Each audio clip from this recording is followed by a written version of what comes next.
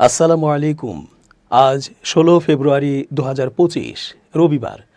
শুরু করছি change TV প্রতিদিনের গল্প অনুষ্ঠান।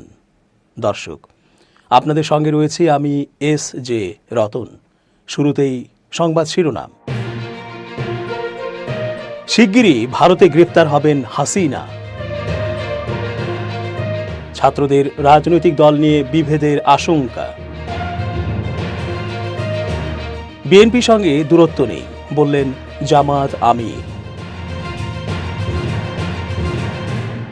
এবার বিস্তারিত। ভারতের এপিবি আনন্দের একটি সংবাদ শিরোনাম সামাজিক যোগাযোগ মাধ্যমে শেয়ার দিয়ে হাস্যরসাত্মক মন্তব্য করেছেন সাবেক সেনা কর্মকর্তা মোহাম্মদ মুস্তাফিজুর রহমান। শনিবার ১৫ ফেব্রুয়ারি রাতে নিজের ভেরিফাইড ফেসবুক আইডিতে দেওয়া এক পোস্টে তিনি এ হাস্যরসাত্মক মন্তব্য করেন। সাবেক লেফটেন্যান্ট কর্নেল ফেসবুক পোস্টে লেখেন, আলহামদুলিল্লাহ, আশা করছি অচিরেই শেখ হাসিনা অপারেশন পেহচানের আওতায় গ্রেপ্তার হবেন এবং বাংলাদেশে পুশিন হবেন। তারপর একটি হাসির ইমোজি দিয়েছেন। এপিবি আনন্দের সংবাদ শিরোনামটি ছিল বাংলাদেশিদের গ্রেপ্তার করতে অপারেশন পেহেচান, নয়ডা থেকে গ্রেপ্তার ১০। প্রসঙ্গত, ভারতের এপিবি আনন্দের প্রতিবেদনে উল্লেখ করা হয়েছে অবৈধ অভিবাসীদের চিহ্নিত করতে এবং গ্রেপ্তার করতে অপারেশন পেহেচান পরিচালিত হচ্ছে।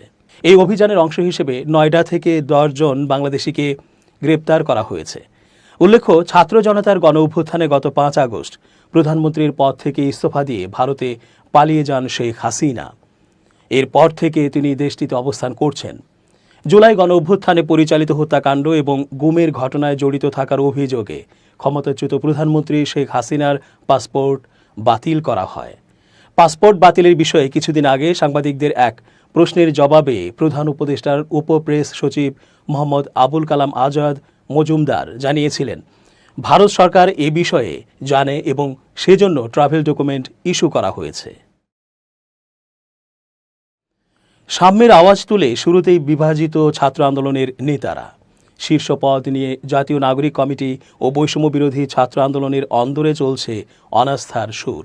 আহ্বায়ক পদ নিয়ে কোনো মতানৈক্য না থাকলেও সদস্য সচিব পদের দাবিদার একাধিক ব্যক্তি, যারা সবাই গণ অভ্যুত্থানে গুরুত্বপূর্ণ ভূমিকায় ছিলেন। বিষয়টি নিয়ে হতাশ নেতাকর্মীরা। তারা মনে করছেন শুরুতেই এমন পরিস্থিতি তৈরি হওয়ায় সংগঠন সম্পর্কে সাধারণ মানুষের কাছে ভুল বার্তা যাবে, যা নতুন রাজনৈতিক বন্দোবস্তের অন্তরায় হবে। বিষয়টির সমাধানে আজ বৈঠকে বসছে নাগরিক কমিটি। আগামী ২৪ ফেব্রুয়ারি আত্মপ্রকাশ করতে যাচ্ছে ছাত্রদের নতুন রাজনৈতিক দল। শুরুতে আহ্বায়ক কমিটি গঠন করা হবে। কমিটিতে আহ্বায়কের দায়িত্ব নিতে যাচ্ছেন বৈষম্য বিরোধী ছাত্র আন্দোলনের ১ নম্বর সমন্বয়ক নাহিদ ইসলাম, যিনি বর্তমানে অন্তর্বর্তী সরকারের উপদেষ্টা। দলের দায়িত্ব নেওয়ার আগে নাহিদ উপদেষ্টার পদ থেকে পদত্যাগ করবেন। নাহিদের বিষয়ে ঐকমত্য হলেও সদস্য সচিব পদ নিয়ে বিভক্ত ছাত্র আন্দোলনের নেতারা।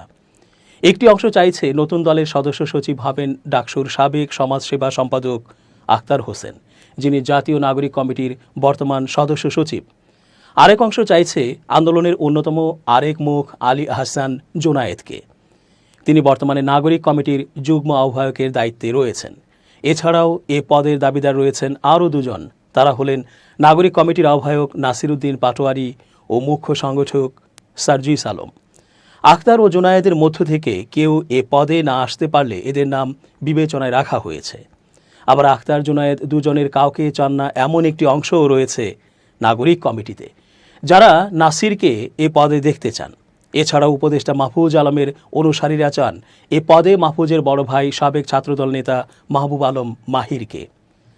জাতীয় নাগরিক কমিটির শীর্ষ এক নেতা নাম প্রকাশ না করার শর্তে মানবজমিনকে বলেন, শুরুতে এমন অনাস্থার সংকট তৃণমূলে বিভ্রান্তি তৈরি করবে, মানুষ আস্থা হারাবে নতুন দলের প্রতি।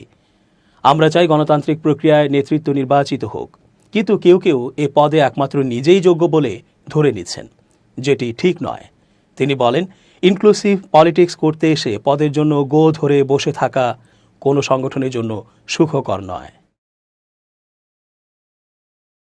রংপুরে বৈষম্য বিরোধী ছাত্র আন্দোলনে নিহত আবু সাঈদ হত্যা মামলার আসামি ইমরান চৌধুরী আকাশকে গ্রেপ্তার করেছে পুলিশ। জামালপুরের ইসলামপুরের নিজ বাড়ি থেকে রোববার ভোরের দিকে তাকে গ্রেপ্তার করা হয়। আকাশ ইসলামপুর উপজেলার গঙ্গাপাড়া গ্রামের শাহিন শাহ চৌধুরীর ছেলে। নিষিদ্ধ ঘোষিত সংগঠন ছাত্রলীগের বেগম রোকেয়া বিশ্ববিদ্যালয় শাখার যুগ্ম সাধারণ সম্পাদক ও শেখ রাসেল শিশু কিশোর ক্রীড়া চক্রের সভাপতি পদে ছিলেন তিনি। ইসলামপুর থানার ভারপ্রাপ্ত কর্মকর্তা ওসি সাইফুল্লাহ সাইব জানান, 5 আগস্টের পর থেকে আকাশ সরকারকে বেকায়দায় ফেলতে সামাজিক যোগাযোগ মাধ্যমে নানা অপপ্রচার চালিয়ে যাচ্ছিল। ডেভিল হান্ট অপারেশনের আওতায় থানা পুলিশ তাকে গ্রেপ্তার করেছে। তিনি আরও বলেন, রংপুরের আবু সাঈদ হত্যা মামলার আসামি তিনি।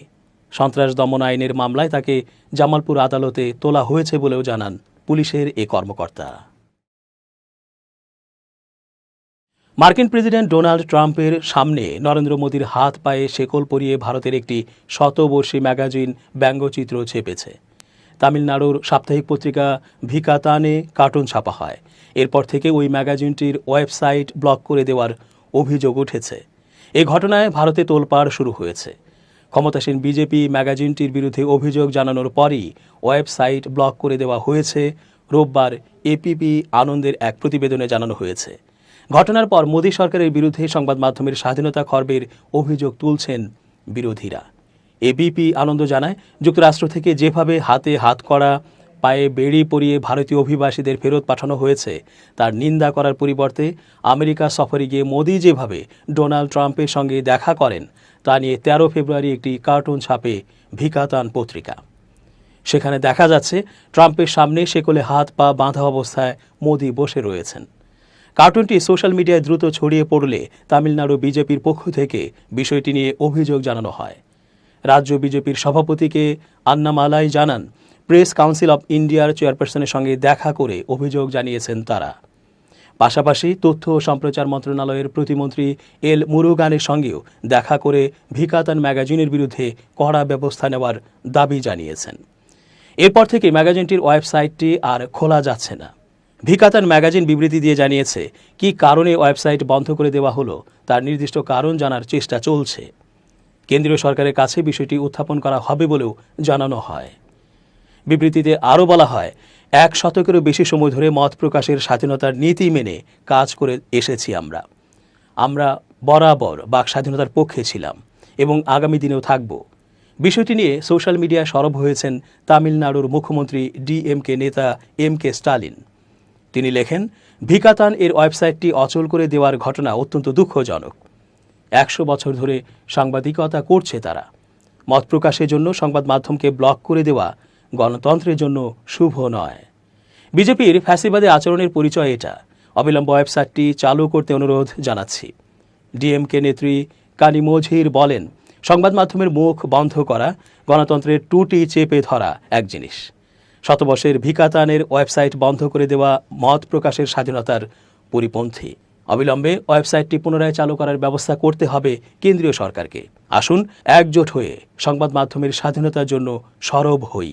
তবে কেন্দ্র সরকার এখন পর্যন্ত এ নিয়ে কোনো বিবৃতি দেয়নি। জেলা প্রশাসকদের স্বাধীনভাবে কাজ করতে আহ্বান জানিয়েছেন প্রধান উপদেষ্টা ডক্টর মোহাম্মদ ইউনূস। তিনি বলেন, এ সরকারের আমলে কারো রক্তচক্ষু বা ধমকের কারণে কোনো কাজ করার প্রয়োজন নেই। কারো ধমক শুনবেন না। রোববার প্রধান উপদেষ্টার কার্যালয়ের শাপলা হলে 3 দিনব্যাপী ডিসি সম্মেলনের উদ্বোধনী অনুষ্ঠানে ডক্টর মোহাম্মদ ইউনূস এসব কথা বলেন। প্রধান উপদেষ্টা বলেন, নিজের মতো করে যেটা আইন, যেটা দেশের জন্য করা দরকার সেটা করতে হবে। দেশের আইন শৃঙ্খলা পরিস্থিতি স্বাভাবিক রাখতে জেলা প্রশাসকদের সজাগ থাকার নির্দেশ দেন। একই সঙ্গে তিনি নিত্য প্রয়োজনীয় দ্রব্যের বাজার দর নিয়ন্ত্রণে রাখতে মাঠ পর্যায়ে প্রয়োজনীয় ব্যবস্থা গ্রহণের নির্দেশ দেন। তিনি আরও বলেন, আমরা আইন করে দিয়েছি কিন্তু গ্রামে গঞ্জে পৌঁছায়নি, অথচ আমরা এখানে সিদ্ধান্ত নিয়ে বসে আছি। এই যে দূরত্ব, এটা যেন না থাকে। বিনা কারণে মানুষ হয়রানির শিকার হচ্ছে। হয়রানি করাটাই যেন আমাদের ধর্ম। সরকার মানেই মানুষকে হয়রানি করা, এটাকে উল্টে দিতে হবে। সরকার ভিন্ন জিনিস। আপনার অধিকার পৌঁছে দেওয়াই আমাদের কাজ। কয়েকদিন ধরেই বিপরীতমুখী বক্তব্য দিয়ে আসছেন দেশের 2 রাজনৈতিক দল বিএনপি এবং জামায়াত। একদল দ্রুত নির্বাচন চাইছে, আরেক দল চাচ্ছে পূর্ণ সংস্কারের পর নির্বাচন। এছাড়া বিভিন্ন সময় একদল অন্য দলকে কটূক্তি করে মন্তব্য করছে। এ নিয়ে জনমনে এমন ভাবনা সৃষ্টি হয়েছে যে তারা 2 দল একে অপরের বিরোধিতা করছে। অনেকে মনে করছে নির্বাচন যত কাছে আসছে, একসময় জোটে থাকা বিএনপি জামাত একে অপরের কাছ থেকে তত দূরে সরে যাচ্ছে। অনেকে বলছেন যে বিএনপি ও জামায়াতের এই বিরোধটা অনেকটা আদর্শিক, যার উৎপত্তি 1971 বাংলাদেশের মুক্তিযুদ্ধ। জামায়াত মুক্তিযুদ্ধের বিরোধিতা করেছিল, কিন্তু এই কথা সম্পূর্ণ অস্বীকার করেছেন জামায়াতের আমির ডাক্তার শফিকুর রহমান। দেশের একটি গণমাধ্যমে দেওয়া বিশেষ সাক্ষাৎকারে তিনি বলেন, বিএনপি এখন আমাদের বিরোধিতা করে, আমি এটা বিশ্বাস করতে চাই না। এটাই যদি হতো তাহলে 1991 সালে যখন বিএনপি সরকার গঠনের মতো আসন পায়নি, তখন তাহলে তারা আমাদের সমর্থন কেন চেয়েছিল? তিনি আরও বলেন, তখন যিনি নেত্রী ছিলেন তিনি তো এখনও জীবিত আছেন, এখনও তিনি দলের চেয়ারপারসন। তখন তো জামাত কোনো স্বার্থ সুবিধার জন্য বিএনপিকে ওই সমর্থন দেয়নি, দেশের স্বার্থেই সমর্থনটা দিয়েছিল। দ্বিতীয়ত 1996 থেকে 2001 সালে যখন আওয়ামী লীগের দুঃশাসন দেশকে অতিষ্ঠ করে তুলল, তখন দূর থেকে শুধু সমর্থন দেওয়া নয়, একটা লিখিত চুক্তির ভিত্তিতে 4 দলীয় জোট গঠন করা হয়েছিল। কই, তখন তো এ প্রশ্ন আসেনি। এখন কেন এ প্রশ্ন আসছে? এর জবাব তো তারা, অর্থাৎ বিএনপি, দেবে। দূরত্ব প্রসঙ্গে তিনি বলেন, আমাদের মধ্যে কোনো দূরত্ব নেই। প্রতিটি দলের নিজস্ব কর্মসূচি ও পলিসি থাকে। সেই পলিসি ও কর্মসূচির দিক থেকে বিভিন্ন দল জনগণের কাছে আসবে, জনগণ বাছ বিচার করে দেখবে। শুধু বক্তব্য নয়, বক্তব্যের সঙ্গে প্রতিটি দলের পারফরম্যান্সকেও বিবেচনায় নেবে। এবার খুব জরুরি 1 মিনিট জানাচ্ছেন ইউনেস্কো ক্লাব পুরস্কার বিজয়ী সাংবাদিক আমিরুল মোমিনিন মানিক।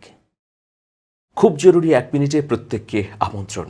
এই পৃথিবীতে একজন মানুষের প্রধানতম সম্পদ হচ্ছে বিশ্বাস, আর সেই বিশ্বাসটা থাকতে হবে নিজের উপর। কেউ যদি নিজের উপর বিশ্বাস হারান, তখন কিন্তু সফল ব্যক্তি হলেও ব্যর্থ হয়ে যান। সেই জন্য প্রত্যেকটি কাজ শুরু করার আগে নিজের উপর পূর্ণ বিশ্বাস থাকা প্রয়োজন। সেই বিশ্বাসের উপর ভর করে যদি আপনি যাত্রা করেন, তাহলে পথে অনেক প্রতিবন্ধকতা এলেও আপনি সেই প্রতিবন্ধকতা কাটিয়ে অবশ্যই লক্ষ্যপানে পৌঁছতে পারবেন। কিন্তু আপনার মনের মধ্যেই যদি দ্বিধা থাকে, আপনি যদি চিন্তাগ্রস্ত থাকেন যে পারবেন কি পারবেন না, তাহলে সফল হতে পারবেন না। সেই জন্য সবার আগে জরুরি বিষয় হচ্ছে যে কাজটি আপনি করতে যাচ্ছেন সেই কাজের উপর দৃঢ় বিশ্বাস থাকা। সবাই ভালো থাকবেন, শুভেচ্ছা নিরন্তর। এবার দেশের বাইরের প্রসঙ্গ। মার্কিন প্রেসিডেন্ট ডোনাল্ড ট্রাম্পের গাজা দখল ও ফিলিস্তিনিদের জোরপূর্বক স্থানান্তরের প্রস্তাব প্রত্যাখ্যান করেছেন সৌদি আরবের প্রিন্স তুর্কি আল ফয়সাল। গাজা উপত্যকার জন্য মার্কিন নেতৃত্বাধীন মার্শাল পরিকল্পনার প্রস্তাব দিয়েছেন তিনি।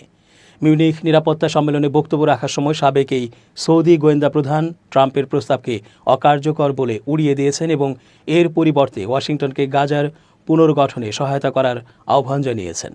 একই সঙ্গে গাজাবাসীদের তাদের মাতৃভূমিতে থাকতে দেওয়ার অনুমতিও দিয়েছেন। আল আরাবিয়া নিউজের হ্যাডলি গ্যাম্বলকে এক সাক্ষাৎকারে প্রিন্স তুর্কি বলেছেন, জায়গাটি বিকল্পে পরিপূর্ণ, আরব শান্তি উদ্যোগ রয়েছে। এটি একটি দারুণ বিকল্প যা ইসরায়েল ও তার আরব প্রতিবেশীদের মধ্যে সংঘাতের চূড়ান্ত সমাপ্তি বিবেচনা করবে। তিনি আরও বলেন, দ্বিতীয় বিশ্বযুদ্ধের পর ইউরোপে যে মার্শাল পরিকল্পনা করা হয়েছিল তা গাজার জন্য বিবেচনা করা যেতে পারে। আমেরিকা পুরো মহাদেশ পুনর্নির্মাণ করেছে, জনগণ তাদের জায়গায় থেকেছে, তারা এটি নির্মাণের জন্য ইউরোপীয়দের ইউরোপ থেকে সরিয়ে নেয়নি। ট্রাম্প গাজা দখল করে ফিলিস্তিনিদের সরিয়ে দেওয়ার পরিকল্পনা ঘোষণা করার কয়েকদিন পরই তিনি এমন প্রস্তাব দিলেন। চলতি মাসের শুরুতে মার্কিন প্রেসিডেন্ট ডোনাল্ড ট্রাম্প এক সংবাদ সম্মেলনে যুদ্ধবিধ্বস্ত গাজা দখল করে এটিকে পুনর্নির্মাণ ও মধ্যপ্রাচ্যের রিভেরা তৈরির ঘোষণা দেন। তার প্রস্তাবের লক্ষ্য ফিলিস্তিনিদের অন্যত্র পুনর্বাসিত করা। দর্শক, শেষ করছি প্রতিদিনের গল্পের আজকের গল্প। changetv.press বাংলাদেশের ইউটিউব জার্নালিজমের অগ্রদূত। ভিজিট করুন এর ওয়েবসাইট www.changetv.press, ইউটিউব youtube.com/changetvpress এবং সাবস্ক্রাইব করুন চ্যানেলটি। নিয়মিত লাইক, কমেন্ট ও শেয়ার করে আপডেট রাখুন নিজেকে।